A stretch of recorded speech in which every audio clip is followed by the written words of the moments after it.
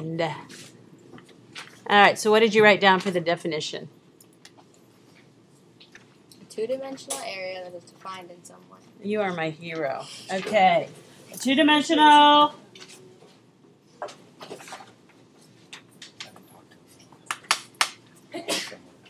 area, bless you, that is defined in some way. You guys are being recorded, so be quiet. All right. FYI. All right, what do we mean in some way? The heck does that mean? It's an area. You've had this in math. Most of you have had some kind of geometry. A plane, okay, is the area. That's good. What do they mean in defined in some way? Look in your book. Look at the bottom. These are shapes. Would you not agree? Yes, you will agree. All right. How are they defined? By names. No, but with, okay, yes, that's right. But how else, how do we know it's a shape? What do we see? What element is used to define the shape? Line. Color. I don't see any line. Okay, color, yes. Okay. So there's no line there. You could say there's a, what kind of line here? From yesterday. Do you remember when it's not, you can't see it, but you know where the edge is, and that's what kind of line? It starts with an I, M, P, playing Wheel of Fortune, 30th year anniversary. What? I saw 5 minutes of it yesterday on the elliptical at the gym. Okay, what kind of line is it? I, M, P, L.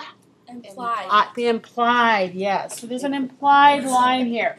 But technically, one of the ways you can define a shape is through color.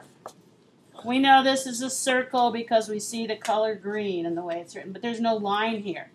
So another way that you can define a shape would be with what? What other element could you use? What other element could you use? How would you make a shape right now? Okay, let me show you.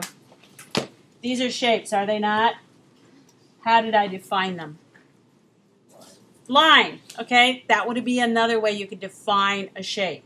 You could define it with color, you could define it with a line. So when the definition here says a two-dimensional area that's defined in some way, that's what that means. And that's very important because, you know, if you don't understand the definition, what's the point of knowing the definition? Okay. So, did anybody figure out what these blanks were for? Blank dimensions. How many dimensions are there in a shape? 2. Yay, you got it. All right, and what do we call typically those two shapes? Blank and blank, yes. How do you measure a shape? Yes. Length times width. You go to the top of the class, yes. Length, and you could, I put a little ampersand here, but you could do a times, that works too, all right? So you've already learned that in math class. So those two dimensions are length times width. All right, then there are two basic categories of shape. Anybody figure out what those are yet? Okay, geometric. And I'm going to give you another term that's mentioned in the book, but isn't, you know, they don't talk about them here. It is mentioned right here, and I think it's a word that's more commonly used than freeform. This book has chosen to use freeform. So we're going to give it two names. We're going to call it freeform. I don't use that word very often, just to be quite honest with you. So you're going to go freeform / organic. I use the word organic much more often than I do freeform shape. So write both of those terms down.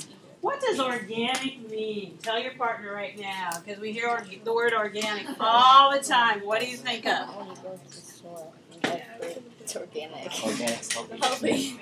Non-preservative. Okay, healthy. I heard healthy. I heard non-preservative. Natural. Okay. And how do you get something that's natural? You get it from nature. So the shapes that are freeform or organic are everything that grows in nature, like a tree, a snowflake. They used to tell us that there were no two snowflakes alike ever, but now they think that's not true, that they've found proof that there is. But for the most part, every snowflake is a little bit different, right? Okay, so that's kind of thing. So geometric definition. Did you find the definition? Right here. There's the definition. Write it down.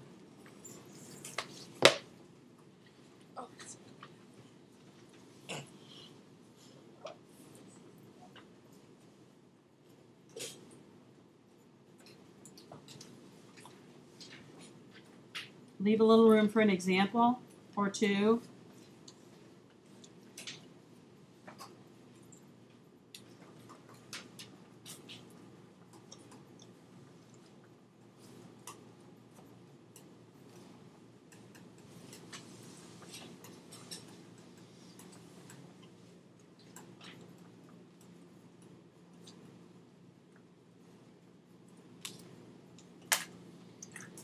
Okay, and again, that's a definition. You may or may not understand. Precise shapes that can be described using a mathematical formula. The thing is, if I tell each one of you to draw a square, you're all going to come up with a shape that's relatively similar, right? What are you all going to have in common if you draw a square? What is it going to look like? A square. A square. What's going to make it a square? It's going to look like a square. All sides are the same size. Everybody knows that. So that's what they mean by a mathematical formula. Now, if I tell each one of you to draw a leaf, are all your leaves going to be the same?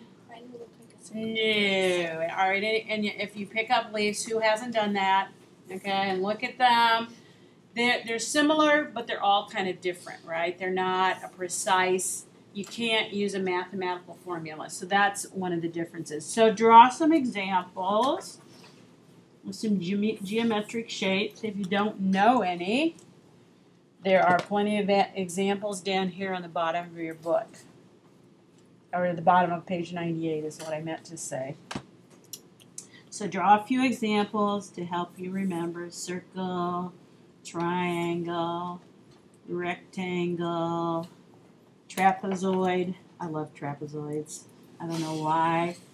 I just like the trapezoid. Okay, how many people are in love with trapezoids? Yeah, all right. I got one person. Okay, now we're going to go on to definition and example of freeform shapes, or as I prefer to call them, organic. Okay, so we're going to kind of do both definitions. So write down the freeform is irregular or uneven shapes. What else? I'll tell you. You already got that down? Yeah. You're awesome. Okay, irregular or uneven shapes, and then we're also going to include, and it is, you know, you can have, you can make a shape that's not found in nature. Let's just put often shapes found. No. Let's put also. Also shapes found in nature.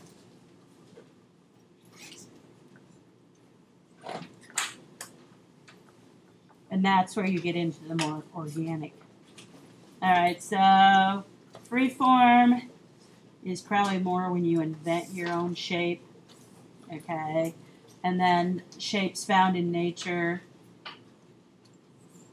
And this is an abstract one, obviously. This is not realistic, but I've got a tree there. Okay. Alright, so the last piece of the puzzle is, and this is the thing that I really, really, really want to emphasize that most people in the world don't get. These different kinds of shapes are going to give different kinds of moods. Alright, if you look at, there's a couple of examples in your book. And you look at these Chinese vases right here. Yeah, I can never get a very good image on the screen. But what kind of shapes are these? Mostly organic, all right, or freeform. I will accept either one. And then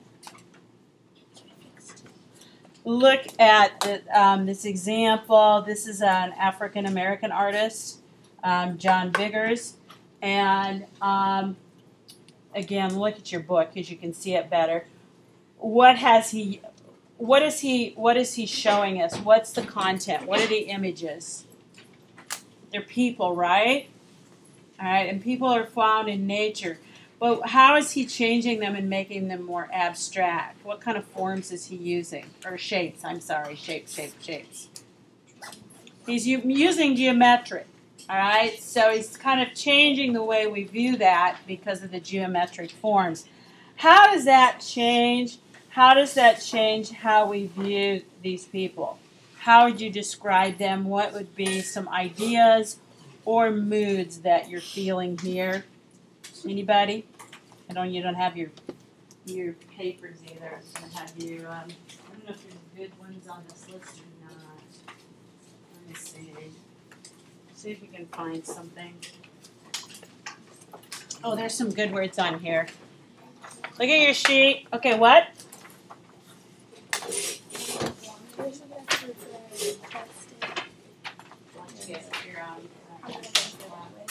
Okay. So for geometric, what would be just some descriptive words that would work here? Geometric, yes, but what else? Uniformity. Uniform, and I'm just going to call it uniform. Okay, organized. What else? Any other words on that list? There is some really good ones. Sharp. Sharp, good. What else? Solid. Yeah, that will work in most situations. What else?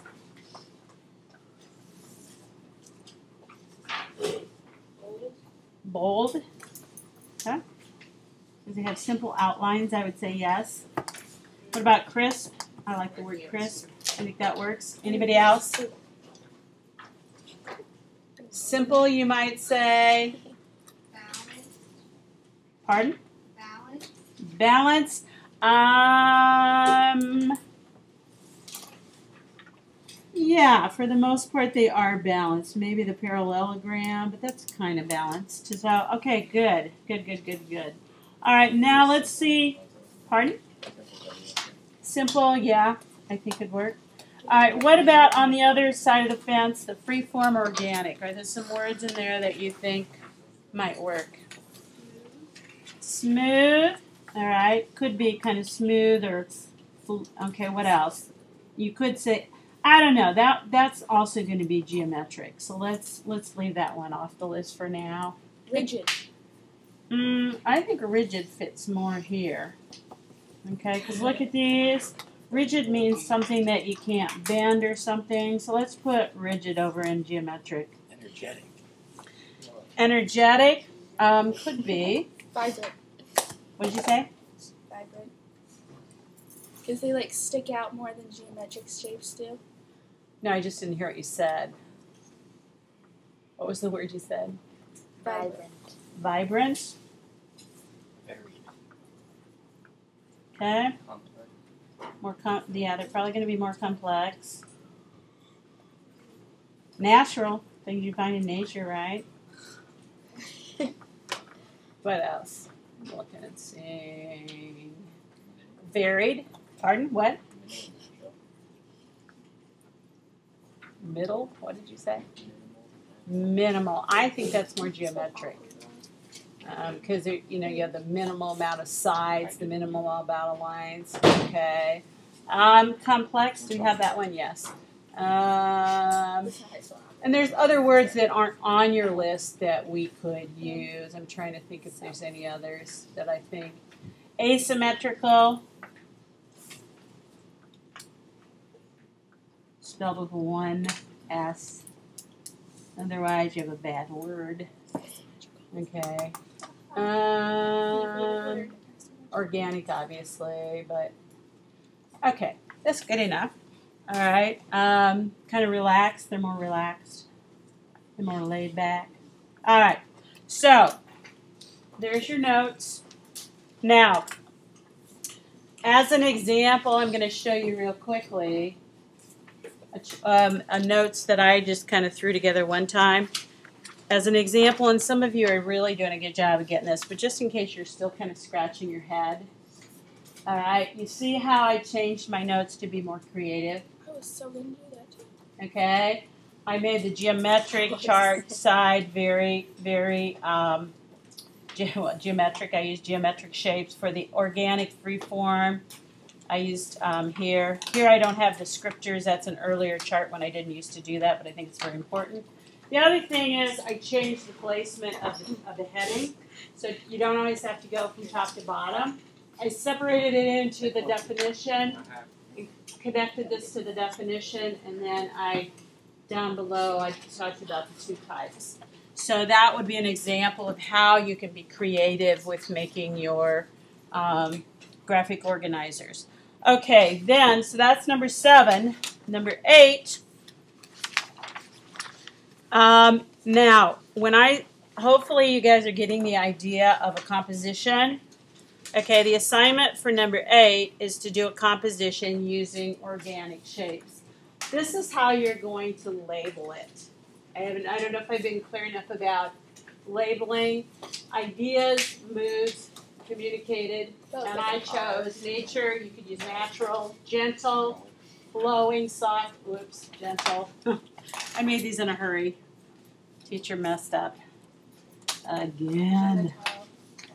Okay, that's my second big mistake today. All right, so, and this particular one is by a very famous artist, Virgil Key. You can find images if you want to, but I would encourage most of you to make your own. It can be realistic, it can be abstract. So if you can't draw, you could also collage. We've got lots of magazines back there. Think about different ways you can use different mediums. It can be mixed media. What does mixed media mean? Some of you are already doing it. You use more than one medium. Do you remember what medium means? Materials, right. So you might combine felt with marker, or colored pencil, ink with watercolor, colored pencil with I don't know what. Okay, so that's number 8. Number 9, again, I don't have the title on this, but it's a Vasarely. And it didn't print out really well, so you can't see these are shapes in here too, which you can barely see. But that would be an example of, this is number 9, a composition using geometric shapes. All right, which you can all do. All you need basically is a ruler and maybe a protractor, right? So you should be able to come up with a composition on your own. But if you want to find one, I'm okay with that also. All right.